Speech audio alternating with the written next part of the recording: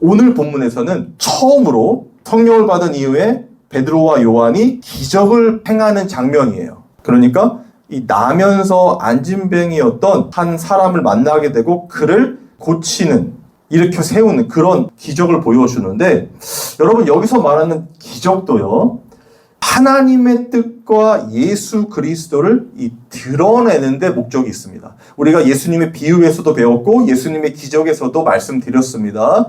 모든 것들이 다 하나님의 나라, 하나님의 뜻, 그 언약, 그리고 예수 그리스도의 십자가, 그 구원의 완성을 설명한다고 말씀드렸어요. 그런데 여기서 이 병자를 고치는 막 능력, 파워, 그리고 병 고침을 받는 축복, 이런 것으로 연결해서는 안 된다는 것입니다. 이러한 사건들이 가지는 본연의 의미, 그 하나님의 뜻을 성도들은 캐치할 수 있어야 되는 것이죠. 그리고 그것을 통해서 하나님이 누구이신가, 무엇을 하셨는가, 우리 예수님이 어떻게 우리를 구원하시는 하나님의 메시아인가를 알게 된다는 것입니다. 이러한 기적과 같은 사건들을 통하여서. 이해가 되시죠? 먼저 1절과 2절을 제가 한번 읽어보겠습니다. 제9시 기도 시간에 베드로와 요한이 성전에 올라갈새 나면서 못 걷게 된 이를 사람들이 메고 오니 이는 성전에 들어가는 사람들에게 구걸하기 위하여 날마다 미문이라는 성전문에 두는 자라. 자, 오늘 본문 보면요, 이 제9시라는 기도 시간이 있었고 베드로와 요한이 지금 그 성전으로 똑같이 그 기도 시간을 따라 기도하러 갔어요. 그런데 그곳에 누가 있었습니까? 나면서 못 걷게 되니, 그러니까 안진뱅이가 거기에 있었다는 것이죠. 그런데 여기서 우리가 중요하게 살펴봐야 할 것이 있습니다. 먼저 이들의 만남인데, 여러분 이 본문만 봐서는 이들의 만남이 우연처럼 느껴지지 않습니까? 그러니까 기도하러 이제 베드로와 요한이 올라가는데 거기에 그 나면서 안진뱅이가 있었던 것이죠. 그래서 우연히 만나서 그런 우연 속에서 하나님의 기적이 일어났다, 이렇게 설명할 수도 있잖아요. 그런데 여러분 항상 기억해야 할 것이요, 하나님이 하시는 모든 일에는 우연이라는 건 없습니다. 행운이라는 건 없어요. 절대적으로 하나님이 결정하시고 완성하신 그 언약들이 드러나는 게 우리 인생이고 이 세상의 역사입니다. 그래서 조금이라도 틈이 있을 수가 없어요. 예를 들면 아담이 범죄함으로 말미암아 하나님께서 그래도 얘네를 구원해야 되니까 플랜 B로 예수 그리스도를 계획하셨다, 이렇게도 설명하는 사람들이 있죠. 또 이렇게 생각할 수도 있잖아요. 범죄하기 전에 아담으로 이렇게 잘 신앙생활하게 만들었었는데 그가 범죄하니까 구원해내야 되잖아요. 그러니까 예수 그리스도가 필요하다, 이런 식으로. 여러분 이런 건 존재하지 않습니다. 아담이 범죄한 거는 우연으로 범죄한 게 아니에요. 우발적으로 범죄한 게, 그 상황은 우발적이지만 하나님의 계획 안에 들어있는 것입니다. 제가 하나님의 섭리 설명할 때 한번 말씀드렸습니다. 하나님의 계획 속에 하나님이 만든 하나님의 형상의 사람이라도, 처음 사람이라도 이렇게 죄를 질 수밖에 없는 죄인이라는 것을 보여주고, 그 죄가 예수 그리스도를 십자가에 못 박는 죄라고 제가 지지난 시간에 말씀드렸죠. 그게 깨닫게 되는 것이라고. 그러니까 그런 죄인임을 폭로하시기 위해서 하나님은 그것을 다 계획해 놓으신 거란 말이에요. 우연이 아니라는 것입니다. 우리 기독교인의 삶에는 우연이 존재하지가 않아요, 여러분. 오늘 이것을 좀 말씀드리려고 하는 겁니다. 우리가 예수님께서 이 요한복음에 보면 사마리아 여인을 만나시고 또 그 전에 니고데모를 만나고 하는 장면들이 있잖아요. 특히 사마리아 여인을 만나러 가실 때는 마치 우연히 그 사마리아 수가라는 동네에 가서 우연히 거기서 만나게 되는 어떤 여자, 그 사마리아 여인, 그리고 예수님이 물을 달라고 하는 게 너무나 우연 사건처럼 보이죠. 그런데 그것이 아니라 하나님께서는 예수 그리스도를 그 사마리아 여인에게로 보내셨다, 제가 말씀드렸죠. 그리고 그 만남을 통해서 진짜 예배가 무엇인지, 예수 그리스도를 통하여 이루어진 구원의 완성이 무엇인지, 그리고 성령 받은 하나님의 자녀가 어떻게 살아가는지를 설명한다고 했잖아요. 그걸 보여주는 것입니다. 성경의 모든 기록은 이렇게 다 짜여진 각본처럼 하나님의 뜻을 담고 있단 말이에요. 그러면 오늘 본문에 이 누가가 쓴 이 사도행전에도 이제 3장에 들어와서 성령 받은 하나님의 사도들, 사람들이 지금 이제 첫 번째로 기적을 행한다 했잖아요. 그러니까 그 나면서 안진뱅이 된 자를 고치는 그 사건을 통해서 예수 그리스도가 이제 드러나는 것, 그런 기적과 하나님이 하시는 모든 뜻들이 담고 있는 핵심은 병 고침 받는 능력, 무슨 축복, 무슨 강력한 파워 이런 게 아니라고 했습니다. 예수 그리스도가 드러나는 거예요. 구원의 완성이시며 하나님 사랑의 완성이신 예수 그리스도 그 이름이 드러난단 말이에요. 그 장면을 설명하려고 하는 것입니다. 하나님이 하시는 그 언약, 그리고 그 성령을 통하여, 부어진 성령을 통하여 하나님의 사람들이 하게 될 일, 그리고 거기서 나타나는 역사, 그건 결국 무엇이 핵심입니까? 예수 그리스도가 핵심임을 보여주는 거예요. 오늘 본문은 바로 그것을 말하는 것입니다. 파워, 능력, 무슨 엄청난 기적, 여기에 포커스가 아니라 예수님이 드러나는 거예요. 하나님의 뜻이 드러나는 거예요. 이게 성도의 실존입니다. 우리도 마찬가지입니다. 우리가 무엇을 해서 우리가 뜻을 담고 우리가 열심히 하고 봉사하고 정말 하나님 영광을 돌리고 여기에 포커스가 없어요. 참된 성도들은. 우리는 죽어지고 썩어지고 우리의 삶은 어떻게 보면 정말 죄만 양산해는 죄의 어떤 자판기라 할지라도 그것을 감싸 안으시는 예수 그리스도의 보혈과 피, 그리고 그 사랑, 그것이 만들어내는 건 하나님의 영광이다라는 것을 설명한단 말이에요. 그리고 그것을 이루신 분이 바로 예수 그리스도라는 것을 우리의 인생에서 드러내시는 거예요. 이해가 되십니까? 여러분, 그게 성경이 말하는 것입니다. 오늘 본문도 마찬가지라는 거예요. 그런데 그러한 과정이 절대로 우연은 있을 수 없다는 것입니다. 성도의 삶에. 대표적으로 여러분 요나 기억하십니까? 요나 선지자. 하나님의 말씀, 니느웨로 가서 회개하라고 외치라고 한 하나님의 말씀을 거역하고 도망가다가 결국에는 다시 잡혀서 어디로 가요? 니느웨로 가서 하나님 말씀 전하게 되죠. 그런데 그 요나의 그 과정, 그 사건의 과정 속에서 이런 표현들이 나온단 말이에요. 한번 보세요. 요나서 1장 3절입니다. 그러나 요나가 여호와의 얼굴을 피하려고 일어나 다시스로 도망하려 하여 욥바로 내려갔더니 마침 다시스로 가는 배를 만난지라. 자, 여기서 보면 요나가 이 하나님 말씀 들었는데 그거 하기 싫어서 얼굴을 피하려고 어디로 가요? 다시스로 도망하려 하려 욥바로 내려갔는데 마침 다시스로 가는 배를 만났대요. 여러분, 그러면 이거 우연 같죠? 그렇죠? 나이스한 행운 아닙니까? 아, 그래, 다시스로 가려고 다시스 마침 배가 있었잖아요. 여러분, 이게 절대로 우연이 아니라는 거예요. 왜냐하면 그 배를 만나서 타고 갔을 때 이가 어떻게 됩니까? 광풍이 불어서 어떻게 돼요? 배가 침몰할 상황이 되니까 요나가 거기서 던져짐을 당하게 되죠. 그죠? 그때에도 마침 물고기가 나타나서 그를 삼켜버려요. 고래와 같은 큰 물고기겠죠. 그런데 여기서 어떤 표현을 쓰냐면 보세요. 요나서 1장 17절입니다. 여호와께서 이미 큰 물고기를 예비하사 요나를 삼키게 하셨으므로 요나가 밤낮 3일을 물고기 뱃속에 있으니라. 자, 보세요. 배를 만났죠. 다시스로 가려고. 지금 하나님을 거역하고 가는 거예요. 그런데 마침 배가 있었죠. 근데 배 속에서 그 배를 타고 가다가 어떻게 돼요? 광풍을 만나서 버려짐을 당할 때 마침 뭐가 있어요? 물고기가 있었죠. 근데 그걸 뭐라고 표현합니까? 하나님께서 큰 물고기를 예비하셨다는 거예요. 그러면 그 배도 누가 예비하신 것입니까? 하나님이 예비하셨다는 거예요. 여기서 끝이 아니죠. 그 물고기 뱃속에서 3일 동안 있다가 토해져지는데 어디로 토해져집니까? 니느웨에 토해져지는 거예요. 그래서 결국 그는 어떻게 됩니까? 거기서 하나님 말씀을 어쩔 수 없이 전하게 되는 거잖아요.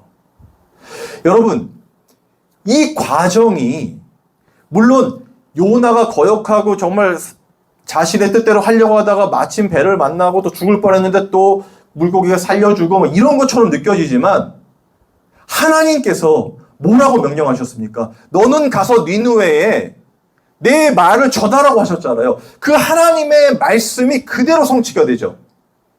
그런데 여기에 요나의 열심과 득심이 들어가 있습니까?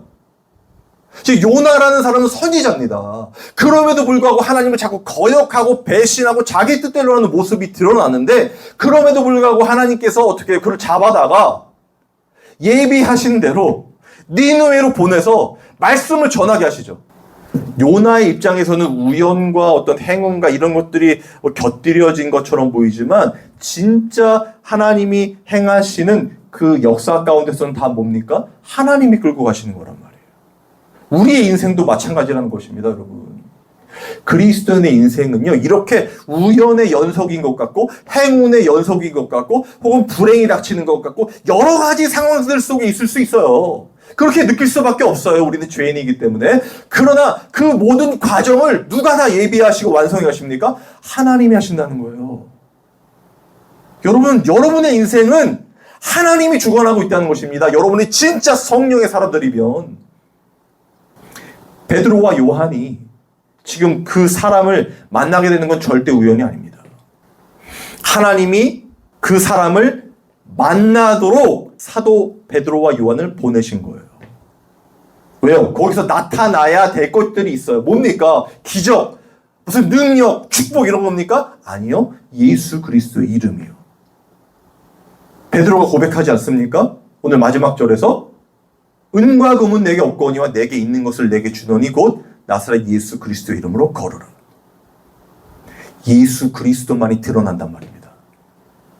여러분, 기적과 성공과 번영과 어떤 잘됨과 우리의 건강한 이런 세상의 가치에 주목하지 마십시오. 특히 성경을 읽을 때 무엇에 주목해야 합니까? 하나님이 무엇을 하고 계신가? 예수 그리스도께서 어떻게 드러나시는가? 인간은 끊임없이 죄를 양산해내지만 그것을 덮어서 모든 것들이 합력하여 하나님의 선을 어떻게 이루시는가? 베드로의 일생도 제가 설명 많이 드렸잖아요. 예수님을 현저히 못 박는, 배신하는 베드로, 그리고 십자가상에서도 도망갔던 베드로, 그 베드로를 예수님이 다시 불러서 어떻게 해요? 지금 성령을 받게 하시고 하나님의 뜻, 예수 그리스도의 이름이 드러나는 그 현장으로 보내셨잖아요. 요나도 마찬가지란 말이에요. 사마리아 여인도 마찬가지였죠. 그녀가 예수님 오시옵소서, 내 죄를 회개합니다. 나는 이렇게 남편이 6명 있고 7명 있고 막 정신없이 살았습니다. 저를 용서해 주옵소서, 회개합니다. 이런 게 있었습니까? 아니요. 그 여자는 그냥 그 여자의 죄된 인생을 살았을 뿐이에요. 예수님을 만날 그때도 그 여자는 예수님을 만날 줄 몰랐고, 아무도 나오지 않는 그 땡볕의 시간에 물을 길러 지 혼자 나온 거예요. 아무 준비도 되어 있지 않았습니다. 아무 생각이 없었다는 거예요. 그런데 예수님이 찾아가셨다는 겁니다. 우연이요? 그럼 그 여자에겐 행운입니까? 아니요. 하나님의 뜻대로 예수님께서는 그 뜻을 이루러 가신 거예요. 그리고 그 여자에게 하나님이 누구신지를 설명하고 자신이 누구이신지를 설명하시죠. 그리고 예배가 무엇인지를 설명하신단 말이에요. 그러면서 성령의 역사하심을 통하여 진짜 구원의 은혜가 무엇인지를 깨닫게 해주니까 그 배에서 생수의 강이 흘러넘치는 그 성도의 실존이 그 여자의 모습에서 드러나게 된 것입니다. 여러분, 우리의 인생도 마찬가지라는 거예요. 절대로 우연은 없습니다. 어떠한 상황과 환경이 여러분에게 놓여져 있다 하더라도 물론 그 순간에 우리의 감정과 우리의 육체는 고통을 받을 수가 있어요. 힘드니까요. 저도 마찬가지라고 말씀드렸죠. 그런데 그런 과정 속에서도 우리가 눈을 들어 하나님을, 저 산을 바라볼 수, 하나님의 영광이 드러나는 저 십자가를 바라볼 수밖에 없는 건 우리 안에 성령께서 우리를 인도하고 계시다는 거예요.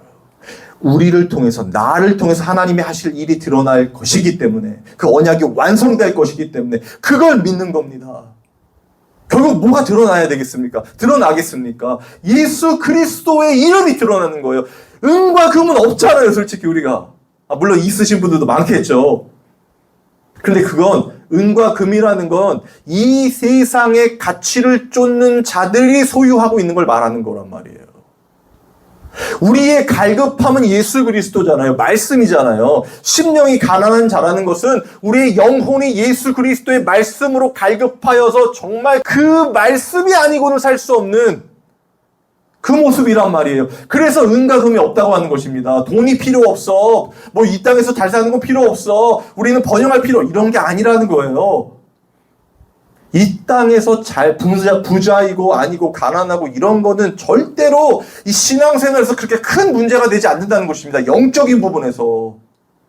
하나님의 뜻이 어느 상황에 있든지 우리 안에 있다면 우리는 반드시 예수 그리스도를 증언할 것이야. 드러날 것이야. 이걸 설명한단 말이에요. 하나님의 뜻은요. 지극히 개인적이라고 제가 인격적이라고 말씀드렸잖아요.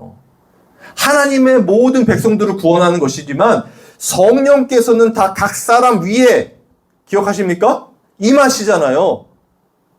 불같이 갈라지는 혀들이 기억하세요? 말씀들이 하나님의 말씀 성령이 우리 안에 각자 임하게 된단 말이에요. 그래서 우리를 어떻게 해요? 각자 끌고 가세요. 우리의 환경에 맞게. 그리고 그것에서 그 말씀은 뭘 증언합니까? 예수 그리스도를 증언하게 되는 겁니다. 절대로 우리 인생에 우연은 없습니다.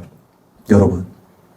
하나하나가 다 다른 내용, 또 좋았다가 슬펐다가 하는 뭐 희노애락, 여러 가지 과정들 속에서 절망과 뭐 희망과 뭐 갖가지로 막 점철돼 있잖아요. 막 너무나 복잡하잖아요. 우리 속이.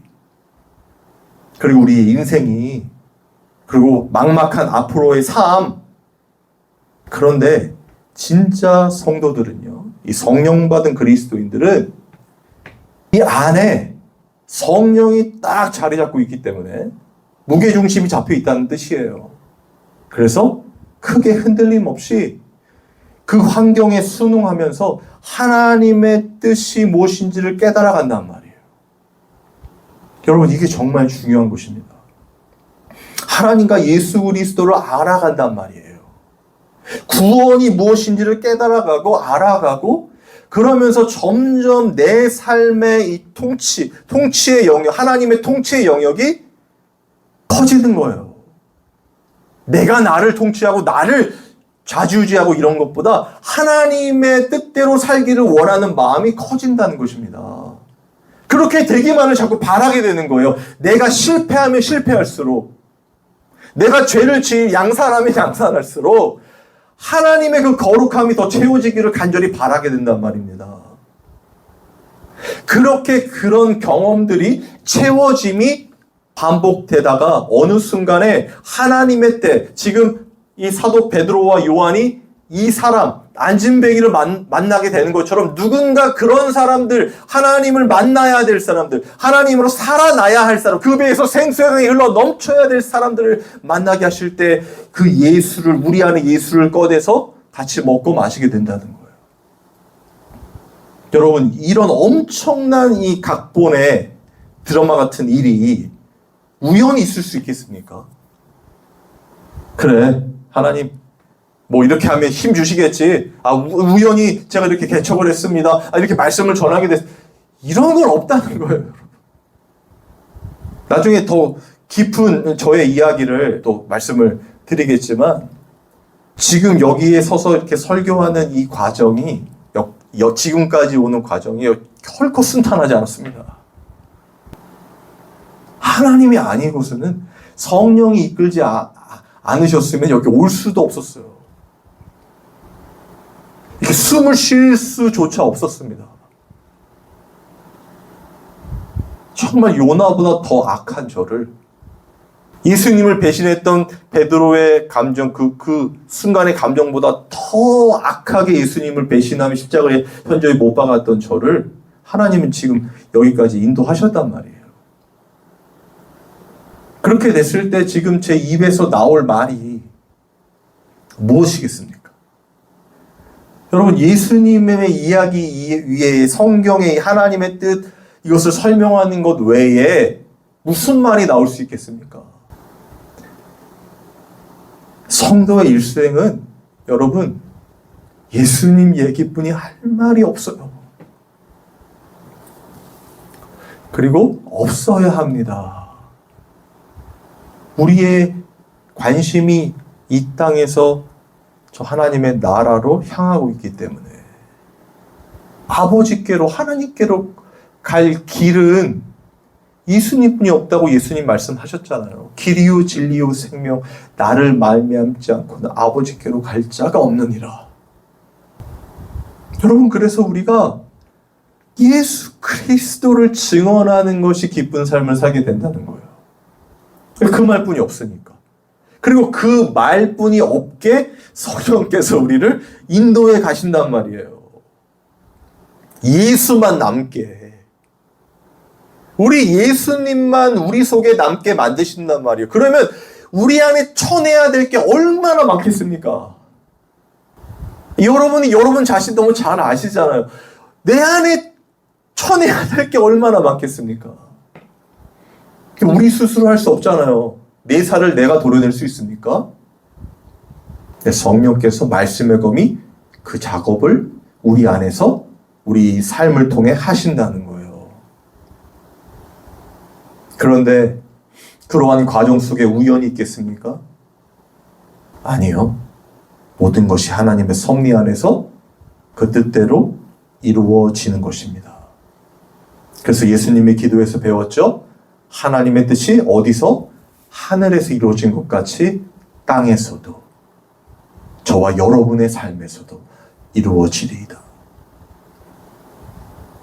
여러분 이것을 믿고 또 이 삶을 갈망하며 살아가는 것이 성도의 실존입니다. 그러니 우리가 어떻게 해요?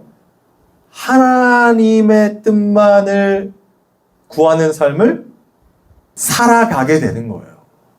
살고 싶습니다. 공부하겠습니다. 헌신하겠습니다. 열심히 배우겠습니다.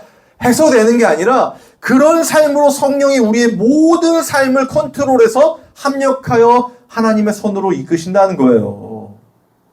그걸 믿고 우리가 좌절하고 절망하지만 또 이 연약한 무릎을 세우고 주님의 뜻대로 살겠습니다 하는 것이지, 하나님의 영광을 위해 최선을 다해서 열심히 합시다, 봉사합시다, 교제합시다, 무슨 기도에 입습시다 한다고 한들 그게 되는 것이 아니라는 것입니다.